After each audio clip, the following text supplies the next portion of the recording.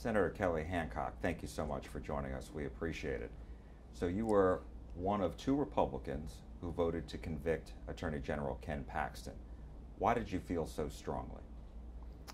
Well, just based on the testimony and the evidence. I mean, we had a constitutional obligation to render a verdict, based on the truth as it was presented. And, there was a lot presented. It basically was several cases in one impeachment process with limited time because we limited the time there. So, it's just based on the testimony and the evidence that I had available to me. Why did you believe it? What was credible about it? Well, it took, the witnesses, number one. I mean, when you looked at the hand-picked team that the Attorney General and had assembled, it was really some of the class, top-notch attorneys and really in the country, because we brought, he was able to bring some true conservatives in from other states, really to come work for him and to work in the state of Texas. And in fact, and so they, and the testimonies that they shared, the evidence is, they were truly seeking what was best for him and felt like they were seeking what was best from him all along. And so, and then you look on the other side, the defense's witnesses, and the first thing I remember about, Brent Webster, which replaced Jeff McTeer, was he came before Senate Finance and he lied to us. And did that bother you? Yeah, I don't really like being lied to, nor do I think, nobody does. And it's certainly not a good first impression. And so let's talk about these 16 articles of impeachment that really were at the heart of this, because 4 were put in abeyance. What were the strongest articles of impeachment in your mind? What really said to you, because you convicted on most of them, obviously, 13 of the 16, right? The ones that I felt like, the evidence was there, and was able to get rid of reasonable doubt. I couldn't justify reasonable doubt based on the testimony and the evidence. And so, probably the ones at the end that were kind of the all-encompassing, abuse of office, when you weighed everything up together, those are probably the ones that, when you look at and you stacked on one on the other of the other articles, those are probably the ones at the end that you go, all right, clearly this occurred. And how much blowback have you gotten since your decision to convict? Which is funny. So a lot of the blowback is out of the out of the state. I can tell you within my district, and I, leaving there, I immediately came home because I had a 3-day-old grandson that I wanted to see. So I changed clothes, jumped in the car, because that's families. I could stay and do interviews, but really I wanted to get back with family and especially see my new grandson, Gray. And so I expected my phone to blow up, as it had done with people trying to tell me how to vote, that I didn't look at until afterwards. But 3 hours home, my wife, I never called her because I was having phone calls and text messages of encouragement. Thank you for your courage. I appreciate what you did. And, phone calls across the spectrum of Republicans and constituents. And, So Republicans were praising you? Oh, yeah. And yeah. Of all flavors, by the way, of Republicans. What does that mean? Well, I mean, not everybody fits into one mode. I know there are some that want Republicans to fit into a single mode, but there are Republicans across the spectrum, some engaged, and I guess the ones I heard from probably consistently, the ones that when I walk into a coffee shop want to shake my hand and thank me, the ones that when I go to the gym will say, I don't want to interrupt your workout, but I just wanted to shake your hand, are, the Republicans, but they're not the loud Republicans, they're just the consistent ones. And yeah, I couldn't keep up with my text messages all the way home, literally, and it still happens to this day. I mean, I still have, a few days later, now it's dropped a little bit, but still it's more encouragement than I've ever received in elected office. Were you threatened by people who were very much against your vote? I don't know if you saw the TV, but there was a lot of money seeking to essentially jury tamper mailers in my district, heck, paid for an ad on TV during the Republican debate. So clearly there was an effort to impact my position, and I just had to block all that out and do what I knew was right and what I felt. I knew it was right for me. You know, I had an obligation to my constituents, to God, to vote according to what I believed to be true. Did you ever hesitate to convict? No. Why not? Because of the testimony and the evidence. I mean, what I had before me, and I didn't, you know, there were some I didn't vote for. I mean, there was, you know,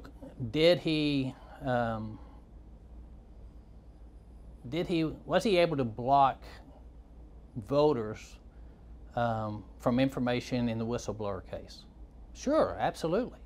You know, by delaying it and appealing things, you know, that evidence was not available to voters. But at the end of the day, I had to make the determination, was that intentional or was that just the legal process? And so I didn't support that one, even though it clearly happened. Voters did not have access to all those testimonies in those whistleblower cases that are moving along, and they're in the process now. It'll be in Houston. And so I didn't vote on that one because I felt like there were some gaps there. So there were, you know, two that I didn't feel like all the evidence proved that case, and so I didn't support those. So what was your reaction as the voting was going on and you could see acquittal after acquittal after acquittal? You know, each one of us had to vote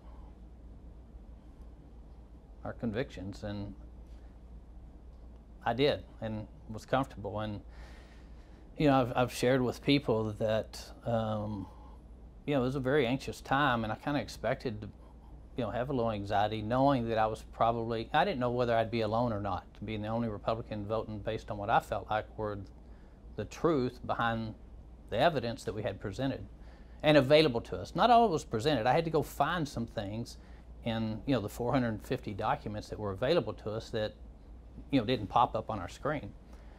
But so you went back to look at the documents. Oh yeah, Did other senators do that too? Some, yeah. But I had an incredible peace. You know, I was comfortable that I was doing the right thing, but I still thought I'd be anxious. But you know, I had a peace, frankly, that hard to explain. Are you disappointed by the acquittals? You know, it's not over yet. You know, no one's saying he's innocent, and we know the whistleblower case is moving forward. We didn't look at the SEC, put those in abatement, and that's moving forward. And so, you know, and there's a grand jury in San Antonio now. So, you know, I think this is far from over. Did it go differently than what I believe to be accurate based on the evidence before us? Sure, but I can't change that. And you know, I've lived my life for 30 years, Jack. As you know, I had kidney failure for 30 years. I couldn't do anything about it. I couldn't change it, so I had to live my life and move on. So you learn to take things a day at a time, and you know, just like the kidney. One day, my son-in-law donated one, and I'm a different person today. And I think one day this will work itself out. Did that situation, your health, give you extra strength to make your decision? You know, I'm blessed to have suffered with kidney failure for 30 years because it taught me things. You know, it taught me what's important. You know, I never knew when I'd be on dialysis. I never knew when that day would come. With the disease I had, it's very rare, and it does what it wants. So it taught me perspective. It taught me to live a day at a time. It taught me not to get caught up in things that don't go my way. You know, things weren't going. They haven't gone my way in 30 years. I didn't want kidney failure, and so it's taught me a lot, and I'm thankful that I had to deal with it. But I think the whole event was summed up when my daughter texted me on my way home. Dad, we're proud of you. You have no idea how many times your grandchildren will hear this story. Jack, that's when I knew doing the right thing, doing what I believed in, where the evidence took me. That's all that matters, my family. That's why I left immediately. Sounds like it was an emotional moment for you. All the congratulatory texts, because, look, what I want to do is properly represent my constituents with integrity, with ethics, and with character, things we don't talk about much in politics anymore. But to me, they really matter. I don't want to serve if I can't do it. And I think to my constituents they matter. And while some, just because I disagree with them, turn away and say whatever they want to say, I think the majority of my constituents, they want someone that still think those things are important and will live by them even if they disagree with them. My understanding is that Republicans came very close to meeting that 21 vote threshold. Obviously you had the 12 Democrats, and then it came very close to getting a 9th Republican. True? We were very close. You had 8, right? We were very close. What happened? And I think you see, in statements coming out, again, nobody's claiming he's innocent. If you look at the statements, in fact, Senator Springer has said, hey, essentially, I don't believe he's innocent. I just didn't feel like I had enough evidence to vote differently. Why do you think it got so close and yet then it fell apart for Republicans to join Democrats to convict? That's a question for for my colleagues, not me. I know I've voted based on my convictions and based on the evidence that I had before me. Did you see the change take place during deliberations? Yeah, I saw it. But at the same time, there were some articles that I was uncertain about, that as I looked at more evidence and I looked at my timeline, because I'd put together a timeline, I'd put together a chart with the facts and the various articles. You had so much being poured out at one time and then so much available that wasn't presented because we ran out of time, that I had to put together charts and graphs to get me all the evidence together so I could, work my way through it. And some of them, the timeline mattered, and it changed me from a no to a yes on conviction. And so I don't know what their process was, what they went through. That's complete. That's up to my colleagues to come up with. They had their own vote. Were you disappointed, though, as you were going through it and as you could see the change? My colleagues had their own vote. Again, I've lived with disappointment. You can't rest on that. You just have to do what's right and move on. I've seen allegations that, certain senators were counting votes. There was whipping going on.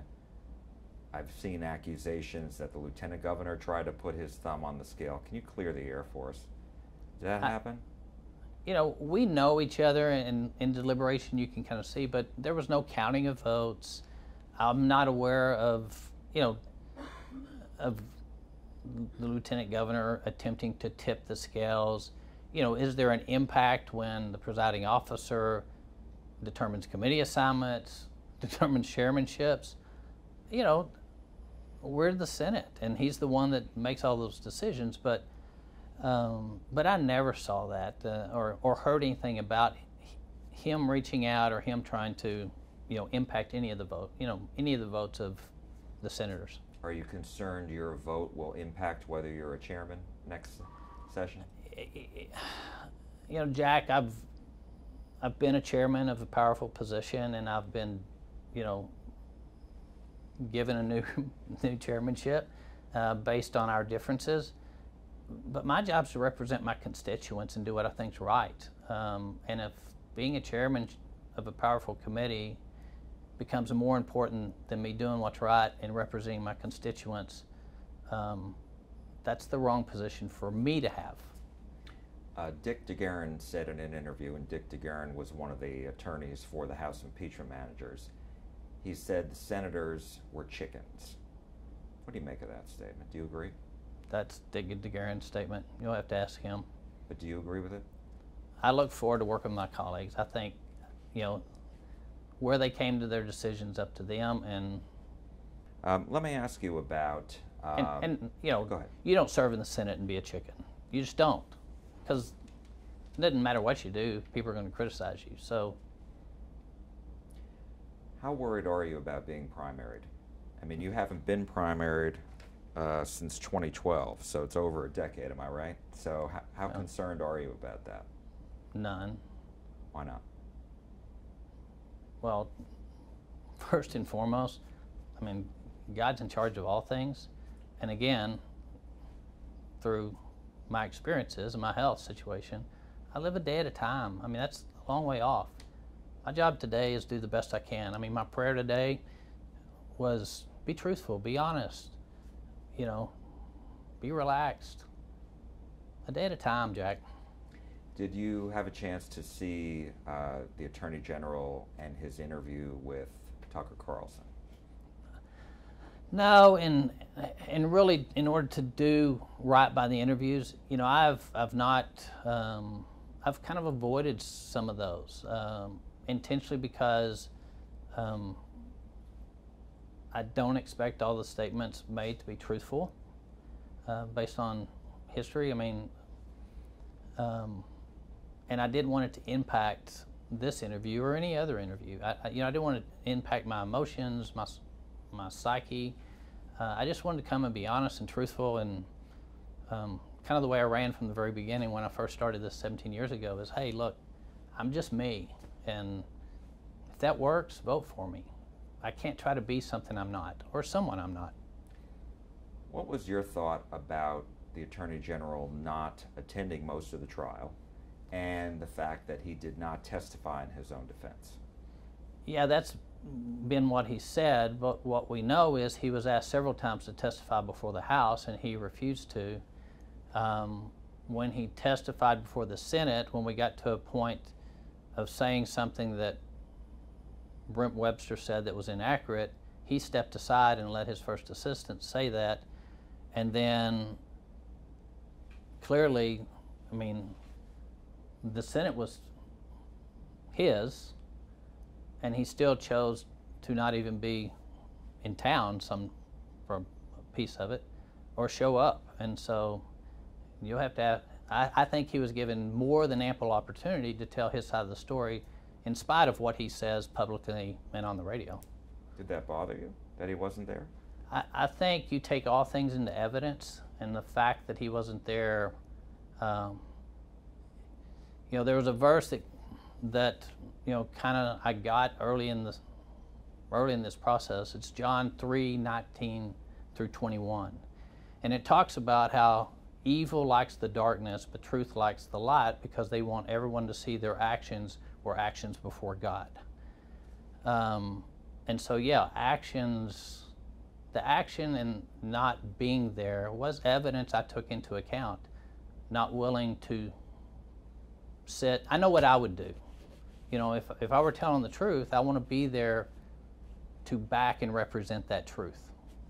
So I can just tell you what my actions would. I would have been present in order to be a part of the truth that was coming out.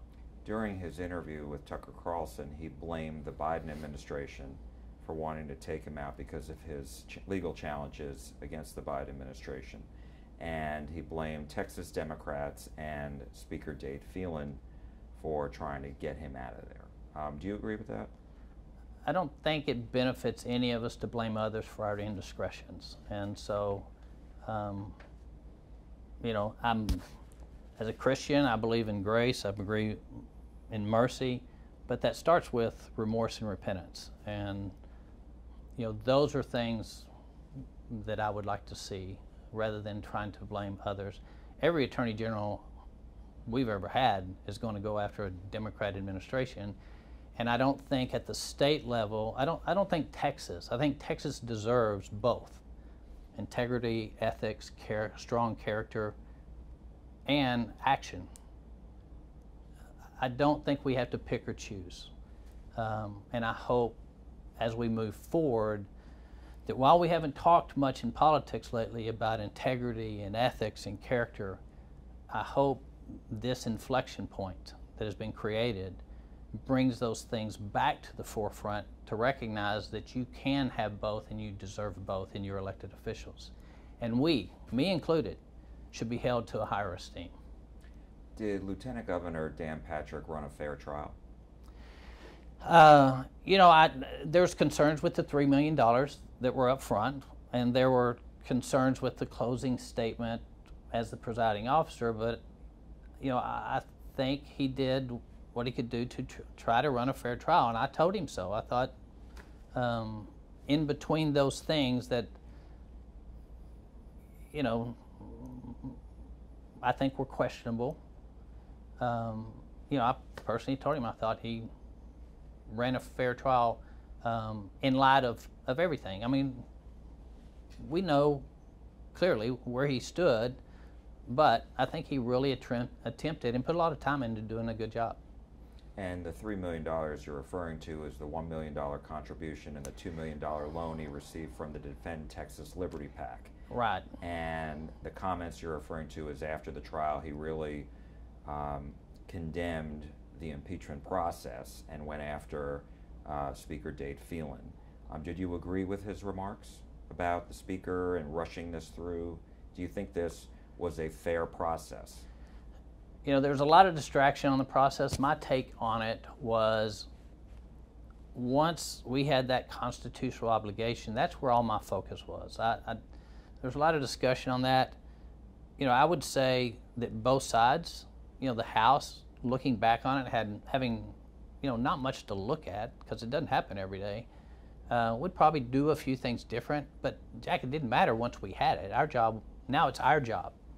Abide by the Constitution, seek the truth, take the evidence and the testimonies, and do what we were constitutionally obligated to do. And then on our side, I think, you know, in hindsight, having a presiding officer that determines chairmanship, determines committee, you know, those are things that we could eliminate from the impeachment process. That so I think both sides have learned lessons that we would tweak things as we move forward, and I think that's why we had an opportunity to enter remarks into the journal. So for history, as people move forward, they can look at that and go, all right, here's what they felt like they did well, here are things they would do differently.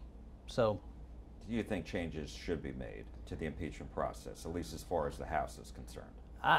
You know, I'm one that always believes we can improve, and so I think we can improve on both sides, and hopefully we don't have to worry about that for years to come. But I think it's good to have that in the journal for a historical record when people look back. There's a lot of friction between the Lieutenant Governor and Speaker Dade Phelan, and as you know, there's going to be another special session, maybe two, and school choice is going to be among the topics, according to Governor Abbott, which we've known. And so I'm wondering, what impact do you think this friction will have on the Senate and the House's ability to agree on legislation, et cetera, including school choice? Yeah, it's going to be detrimental. You know, all of us work to get better with people we can get along with, and you know, it's how I've tried to spend my legislative career, is making friends, not enemies, and trying to work with people, even if I disagree with them strongly. I think that's, for me, I think that's important in elected officials. But it's going to make it more difficult, obviously. You know, that's not a question you have to ask because you know the answer. I did want to ask you, just going back to the trial for a minute, the fact that Laura Olson was not allowed to testify. What was your sense of that? Because what we are reporting is that she was going to take the Fifth, and the House felt she shouldn't be given that protection because she wasn't under legal jeopardy, and the Lieutenant Governor overruled and said she's not going to testify. Did you want to hear from her? It would be good to hear from her. I'm not sure from a legal standpoint, and impeachment's different. I mean, we talked about it being civil, criminal, and some called it political. Unfortunately, I think it was somewhat political. I don't think it should be political. I think the impeachment's way more important than turning it into a political event. And yes, it would be good to hear from her. It'd be good to hear from the construction, Kevin, the construction guy that would, they couldn't find because he was running from subpoenas. The more evidence we had, obviously, the better. And so, and even pleading the fifth, that is evidence. When someone comes up and pleads the fifth, and you can go from that to making some assumptions. The courts allow you to do that. So I don't blame the House for wanting to get her on the stand and plead the fifth. And yet I don't know circumstances where she was mentally or where she was anything else. Or, maybe she could have incriminated herself. Maybe she didn't tell the FBI the truth, and telling the truth to us would have caused her. So I just don't know all the elements that went into the ruling. So where I was, you just have to trust the ruling. Just a couple more questions, and what we're talking about with Laura Olson, and then you mentioning the contractor. This was about the renovations to the Paxtons' Austin house, and these were subjects of the 2 bribery counts against the Attorney General, and you voted to convict on both accounts. Why?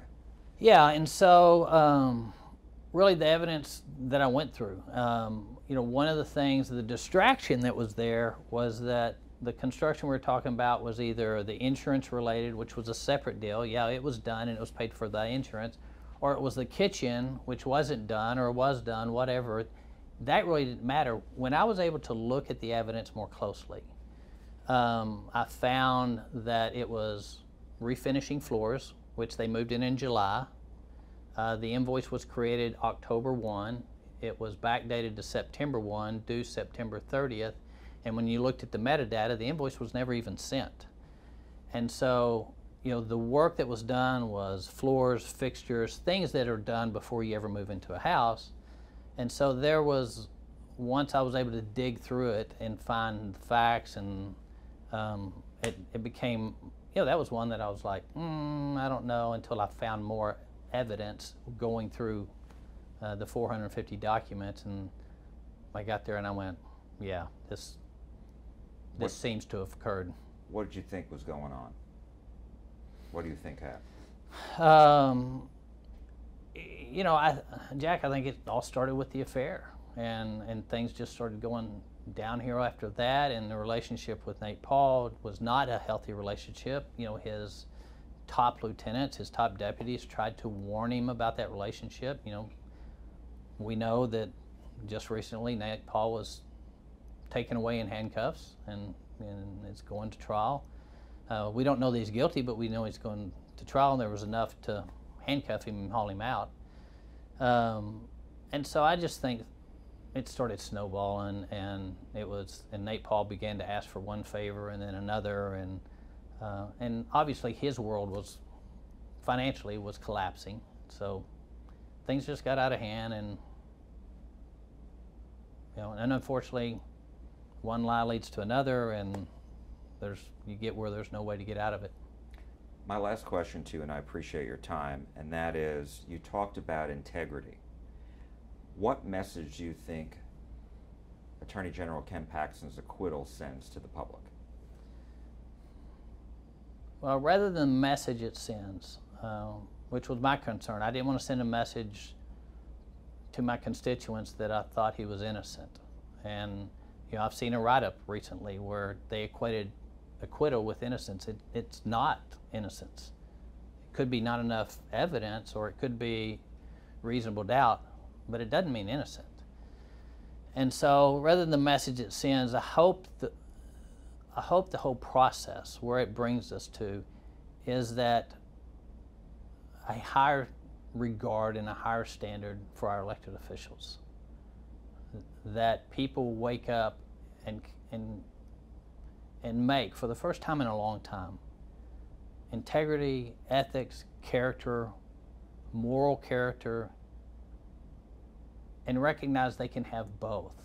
An elected official that represents them, that seeks the truth, but also maintains those elements. And I want those to be, once again, a priority for our elected officials and the voters to look to that.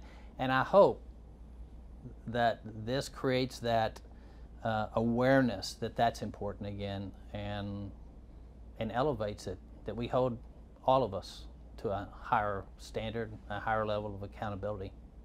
Republican State Senator Kelly Hancock, thank you so much.